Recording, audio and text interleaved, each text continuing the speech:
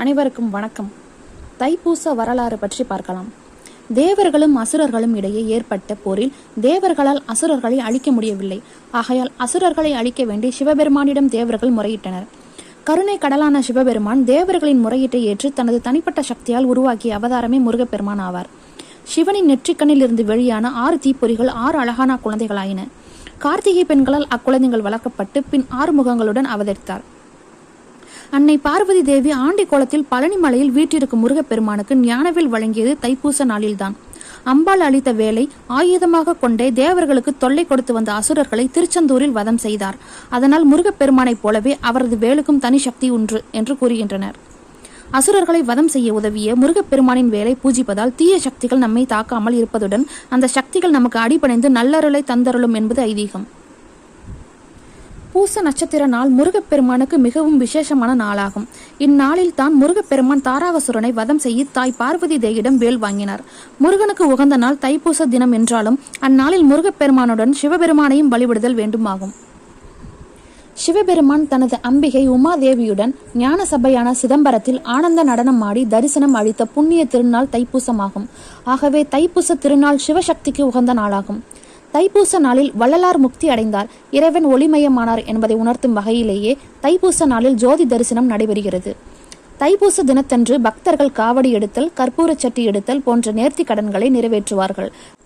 இந்நாளில் அனைத்து முருகன் கோயில்களும் சிவபெருமான் கோயில்களிலும் திருவிழாக்கள் நடைபெறும். அத்துடன் வாயு பகவானும் வருண பகவானும் அக்னி பகவானும் சிவபெருமானின் அதீத சக்தியை உணர்ந்த நாளாகவும் இந்நாள் போற்றப்படுகிறது. அதாவது இயற்கையை கட்டுப்படுத்தும் சக்தியாக இறைவனை உள்ளமையை உணர்த்தப்பட்ட புண்ணிய நாள் இந்த தைப்பூச நன்னாளாகும். முருகப்பெருமானின் அறுபடை வீடுகளில் பழனிக்கு மிக முக்கியத்துவம் கொடுத்து தைப்பூச திருவிழாவிற்கு அங்கு நடைப்பயணமாக செல்வது தொன்று தொட்ட வழக்கமாக உள்ளது. தைப்பூசத்தன்று கோயில்களில் தெப்ப உற்சவம் நடைபெறும். அதாவது கோயிலில் இருக்கும் கடவுளை தேரில் வைத்து ஊர்வலமாக ஊர் முழுவதும் அழைத்து வருவார். தைப்பூச திருநாளில் தொட்டதெல்லாம் துளங்கும் என்பது பழமொழியாக அமைவதால் ஏடு தொடக்கம், புதிரெடுத்தல், புதித்துண்ணல், பெண் குழந்தைக்கு காது மூக்கு குத்துதல், திருமண பேச்சுகள் ஆரம்பித்தல், ஏதேனும் ஒப்பந்தம் செய்தல் போன்ற நற்செயல்களை மேற்கொள்வது சிறப்பாகும். தைப்பூச நாளில் முருகப்பெருமானிற்கு படைக்கும் காணிக்கைகளில் காவடிகளாக எடுத்துக்கொண்டு நடைப்பயணமாக சென்று அவற்றை முருகனுக்கு செலுத்தி பூஜை செய்வார்கள். தைப்பூசத்தன்று அதிகாலையில் எழுந்து குளித்துவிட்டு திருநீறு ருத்ராட்சம் அணிந்து சிவபெருமானை வழிபடுபவர். பின்பு தேவாரம், திருவாசகம் போன்றவற்றை பாராயணம் செய்வார். தைப்பூசத்தன்று உணவு உண்ணாமல் 3 வேளைகளிலும் பால், பழம் சாப்பிடலாம். முருகப்பெருமானுக்கு உகந்த தைப்பூச விரதத்தை கடைபிடித்தல் வறுமை நீங்கி செல்வ செழிப்பு ஏற்படும். மேலும் துன்பங்கள் நீங்கி இன்பம் பெருகும். தைப்பூச திருநாளில் வேலை பூஜை செய்வதும், வேலுக்கு அபிஷேகங்கள் செய்வதும், வேலுக்கு செவ்வரளி கொண்டு அர்ச்சித்து வழிபாடுகள் மேற்கொள்வதும் உன்னதமான பலன்களை கொடுக்க வல்லது. இந்நாளில் முருகப்பெருமானுக்கு விரதம் மேற்கொள்வதும், வீட்டில் முருகப்பெருமானுக்கு பூஜைகள் மேற்கொள்வதும், வீட்டிற்கு அருகில் உள்ள முருகப்பெருமான் தலங்களுக்கு சென்று தரிசிப்பதும் தோஷங்களையெல்லாம் போக்கக்கூடியது. குறிப்பாக செவ்வாய் தோஷத்தை போக்கி சந்தோஷத்தை பெருக்கி தரும். தைப்பூச நாளை காணிக்கை செலுத்தும் நாளாக முருக பக்தர்கள் கொண்டாடுகிறார்கள்.